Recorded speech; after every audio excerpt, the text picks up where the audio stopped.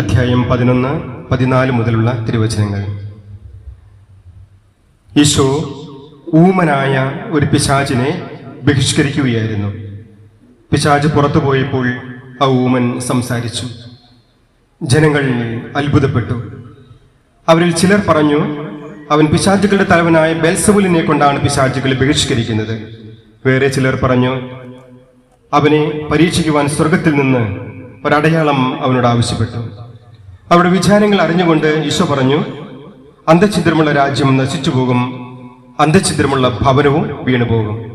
സാത്താൻ തനിക്കിതിനെതിരായി ഭിന്നിച്ചാൽ അവന്റെ രാജ്യം എങ്ങനെ നിലനിൽക്കും? ഞാൻ ബെൽസെബൂലിനെ കൊണ്ടാണ് പിശാചുകളെ പുറത്താക്കുന്നു എന്ന് നിങ്ങൾ പറയുന്നു.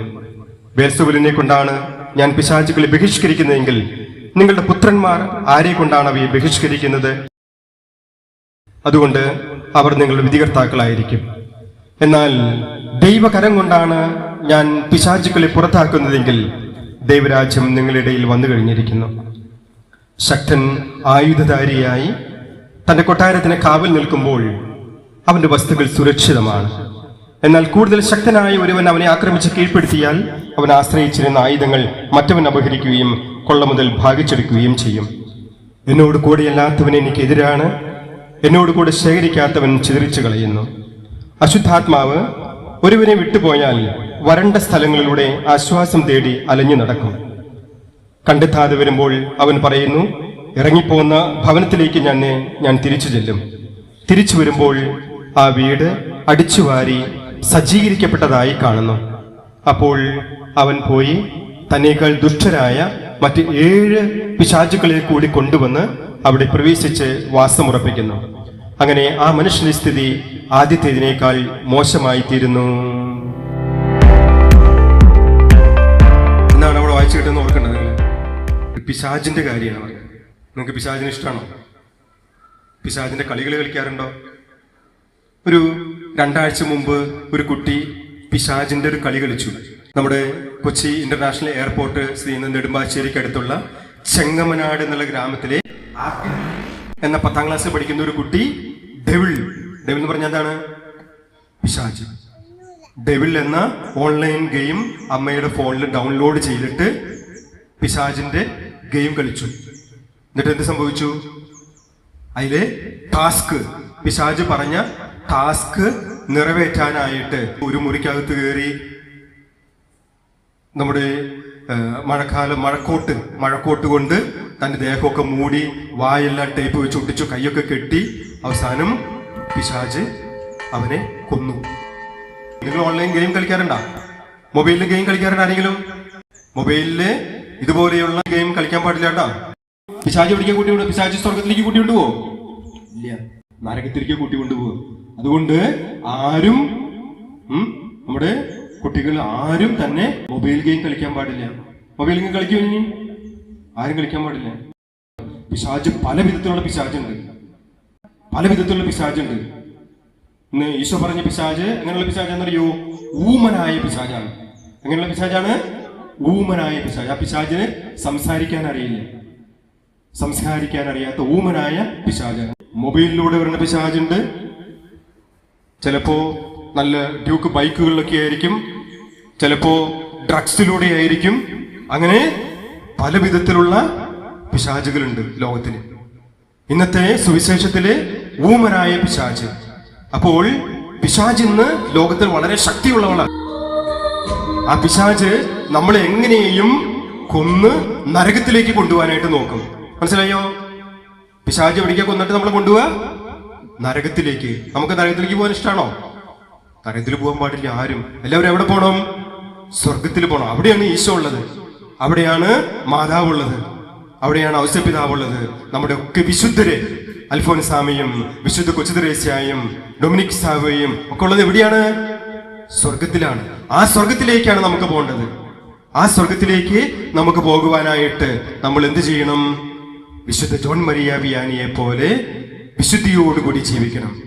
ഈശോ ഇന്നത്തെ വചനത്തിൽ പറയുകയാണ്, ദൈവകരം കൊണ്ടാണ് ഞാൻ പിശാചിനെ പുറത്താക്കുന്നത്. എങ്ങനെയാണ്? ദൈവകരം കൊണ്ടാണ് പിശാചിനെ പുറത്താക്കുന്നത്. എല്ലാവരും പറഞ്ഞു ലൂക്ക 11:20. ദൈവകരം കൊണ്ടാണ് ഈശോ പിശാചിനെ പുറത്താക്കുന്നത്. അപ്പോൾ ദൈവത്തിന്റെ കരം നമ്മുടെ കൂടെ ഉണ്ടാകണമെന്നാണ് പറയുന്നത് ഈശോ. ദൈവത്തിന്റെ കരം, ദൈവത്തിന്റെ അനുഗ്രഹം, ദൈവം നമ്മുടെ കൂടെ ഉണ്ടാകണമെന്ന്, ദൈവം നമ്മുടെ കൂടെ ഉണ്ടാകണമെന്ന്. പിശാച് ഇന്ന് പല രൂപത്തില് നമ്മൾ പിടികൂടാനായിട്ട് പിശാച് വരുമ്പോൾ ഈ പിശാചിനെ ഓടിക്കണമെന്നുണ്ടെങ്കിൽ ആര് നമ്മുടെ കൂടെ വേണം? ഈശോ നമ്മുടെ കൂടെ വേണം. അതാണ് ദൈവത്തിന്റെ കരം. ദൈവത്തിന്റെ കരം എന്ന് പറഞ്ഞാൽ ഈശോ നമ്മുടെ കൂടെ വേണം. ലൂക്ക 11:23 എന്നോട് കൂടെയല്ലാത്തവൻ എനിക്ക് എതിരാണ്. നമ്മൾ ആരുടെ കൂടിയാണ്? ഈശോയുടെ കൂടെയാണോ? ഈശോയുടെ കൂടെ ആയിരിക്കണം. ഈശോയുടെ കൂടെ അല്ല എന്നുണ്ടെങ്കിൽ എന്തു പറ്റും? പിശാചിന്റെ കൂടെയാവും. ഈശോയുടെ കൂടെ അല്ലെങ്കിൽ പിന്നെ ആരുടെ കൂടെയാണ്? പിശാചിന്റെ കൂടെയാണ്. എന്നോട് കൂടെയല്ലാത്തവൻ എനിക്ക് എതിരാണ്. ഈശോയ്ക്ക് എതിരാണെന്ന് പറയും. ഈശോയുടെ കൂടെ വേണം. ഈശോ നമ്മുടെ കൂടെ വേണം. ദൈവത്തിന്റെ കരം നമ്മുടെ കൂടെ വേണം. ദൈവത്തിന്റെ കരം നമ്മുടെ കൂടെ ഇല്ലെങ്കിൽ ആ കുട്ടിക്ക് ആ ഡെവിളിന്റെ കൂടെ കളിച്ചു കഴിഞ്ഞപ്പോ ഡെവിൾ അവനെ കൊന്നു. അതുപോലെ നമ്മളെയും ഡെവിൾ പിടിച്ചുകൊണ്ട് പോകും. അങ്ങനെ ഡെവിളിന്റെ ആക്രമണം, പിശാചിന്റെ ആക്രമണം ഇന്ന് പല വിധത്തിലുണ്ട്. പിശാച് പല വിധത്തിൽ നമ്മളെ ആക്രമിക്കും. ആ പിശാച് ആക്രമിക്കാതിരിക്കാനായി നമ്മളെല്ലാവരും പ്രാർത്ഥിക്കണം, നന്നായിട്ട് പ്രാർത്ഥിക്കണം. പ്രാർത്ഥിക്കുന്ന സമയത്ത് ഈശോയുടെ കൂടെ ആയിരിക്കണം. മനസ്സിലായോ? പ്രാർത്ഥിക്കുന്ന സമയത്ത് എല്ലാവരും കൂടി, പപ്പയും മമ്മിയും എല്ലാവരും കൂടി ഇരുന്ന് പ്രാർത്ഥിക്കുന്ന സമയത്ത് ഈശോയുടെ കൂടി ഇരുന്ന് പ്രാർത്ഥിക്കണം. ആ സമയത്ത് മൊബൈൽ നോക്കാനും, ആ സമയത്ത് പഠിക്കാനും, ആ സമയത്ത് ട്യൂഷനൊക്കെ പോയി കഴിഞ്ഞാൽ, കുർബാനയുടെ സമയവും കാറ്റഗിസം ക്ലാസ്സുകളൊക്കെ മുടക്കി ആ സമയത്ത് ഈശോയുടെ കൂടെ നിൽക്കാതെ മറ്റു കാര്യങ്ങൾക്ക് പോയി കഴിഞ്ഞാൽ പിശാച് നമ്മളെ പിടിച്ചുകൊണ്ടു പോകും. പിശാച് നരകത്തിലേക്ക് കൂട്ടിക്കൊണ്ടുപോകും. അങ്ങനെ നമ്മളുള്ള പിശാചിനെ ഓടിക്കണം. ഒരു പിശാചിനെ ഓടിച്ചു കഴിഞ്ഞാൽ പിന്നെ എത്ര പിശാച് വരുന്നാണ് ഈശോ എന്ന് പറഞ്ഞ്? 7 പിശാച് വരുന്ന പറഞ്ഞു. ഒരു പിശാച് നമ്മിൽ നിന്നിറങ്ങി പോയി നമ്മൾ നന്നായിട്ട് പ്രാർത്ഥിച്ച് ഉപവസിച്ച് നന്നായിട്ട് നിന്നില്ല എന്നുണ്ടെങ്കിൽ, നല്ല കുട്ടികളായിട്ട് നിന്നില്ല എന്നുണ്ടെങ്കിൽ പിന്നെ ആദ്യത്തെ പിശാചിനേക്കാൾ ദുഷ്ടരായ 7 പിശാചിനും കൂട്ടിയിട്ട് വരുന്ന പറഞ്ഞേ. മനസ്സിലായ? 7 പിശാച്. അപ്പൊ മൊബൈൽ ഗെയിമും അതും ഇതൊക്കെ ആയിട്ട് പല പിശാചുകൾ ഇങ്ങടാ വരും. അതുകൊണ്ട് ഇങ്ങനെയുള്ള പിശാചുക്കൾ നമ്മളെ പിടികൂടാതിരിക്കണമെങ്കിൽ നമ്മൾ നന്നായിട്ട് പ്രാർത്ഥിക്കണം. കുടുംബ പ്രാർത്ഥനയില് എല്ലാ ദിവസവും രാവിലെ ഉണരുമ്പോ, കിടക്കാൻ പോകും, ആ വചനം പറഞ്ഞ് പ്രാർത്ഥിക്കണം. ആ വചനം പറഞ്ഞ് പ്രാർത്ഥിച്ച പിശാച് വാലും പൊക്കി ഓടും. മനസ്സിലായ? അപ്പൊ പിശാചിനെ ഓടിക്കാനായിട്ടുള്ള ഏറ്റവും പ്രധാനപ്പെട്ട ആയുധമാണ് വചനം. കേട്ടോ? പിന്നെ കുരിശ് വരച്ച് പ്രാർത്ഥിക്കും. നമ്മൾ കുരിശ് വരച്ച് പ്രാർത്ഥിക്കാറില്ലേ? കുരിശ് വരച്ച് പ്രാർത്ഥിക്കുക. അങ്ങനെ എത്ര പിശാച് വന്നാലും നമ്മളെ തൊടാൻ പറ്റില്ല എന്ന് അത്ര പ്രാർത്ഥിച്ച് നല്ല മിടുമിടുക്കന്മാരായിരിക്കണം. പിശാചിനെ നിങ്ങൾ തൊടാൻ പറ്റുമോ? ഇല്ല. നിങ്ങൾ നല്ല പ്രാർത്ഥിക്കുന്ന കുട്ടികളാണ്, നല്ല മിടുക്കരാണ്, വചനം പറയുന്ന കുട്ടികളാണ്. വചനം പഠിച്ച് വചനം പറയണം. ഇന്നത്തെ വചനം ലൂക്ക 11:20. എല്ലാവരും പറഞ്ഞേ. ദൈവകരം കൊണ്ടാണ് ഈശോ പിശാചിനെ പുറത്താക്കുന്നത്. ഇനി ലൂക്ക 11:23. എല്ലാ കുട്ടികളും പറഞ്ഞ ലൂക്ക 11:23. എന്നോട് കൂടെയല്ലാത്തവൻ എനിക്കെതിരാണ്. എന്നോട് കൂടെയല്ലാത്തവൻ എനിക്കെതിരാണ്. ഈശോയുടെ കൂടെ ആയിരിക്കണം, അല്ലെങ്കിൽ പിശാച് പിടിച്ചുകൊണ്ടുപോകും. നന്മയുടെ രൂപത്തിലാണ് പിശാച് വരിക, പക്ഷെ തിന്മയാണ്. അപ്പൊ പിശാച് ഏത് രൂപത്തിൽ വന്നാലും അതിനെ തിരിച്ചറിഞ്ഞ് പിശാചിനെ ഓടിക്കാൻ നിങ്ങളുടെ കയ്യിൽ വചനം വേണം. വചനം വേണം. വചനം പഠിക്കണം, വചനം പറഞ്ഞ് പ്രാർത്ഥിക്കണം. അങ്ങനെ പിശാചിനെ ഓടിക്കുവാനുള്ള വചനത്തിന്റെ ശക്തി നമ്മൾ ഒന്ന് നിറയാനായിട്ട് പ്രാർത്ഥിക്കാം.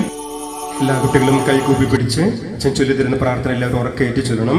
കർത്താവേ, എല്ലാ കുട്ടികളും ഉറക്കെ, കർത്താവേ, ഞങ്ങളുടെ മനസ്സിനെ എല്ലാ അശുദ്ധതയിലും ദുഷ്ടതയിലും അസൂയയിലും വഞ്ചനയിലും വിദ്വേഷത്തിൽ നിന്ന് വിമുക്തമാക്കണമേ. പിശാച് പല രൂപത്തിലും ഞങ്ങളെ ആക്രമിക്കുമ്പോൾ വരുമ്പോൾ അതിൽ നിന്നെല്ലാം ഞങ്ങൾക്ക് സംരക്ഷണം നൽകണമേ. അങ്ങയുടെ കരുണയാൽ തമ്മിൽ തമ്മിലും മറ്റെല്ലാവരോടും സ്നേഹവും ഐക്യവും ഞങ്ങളിൽ ഉളവാക്കണമേ. ഞങ്ങൾക്ക് ആത്മധൈര്യം നൽകുകയും ചെയ്യണമേ. യേശുവേ നന്ദി, ദൈവപിതാവേ നന്ദി, പരിശുദ്ധാത്മാവേ നന്ദി.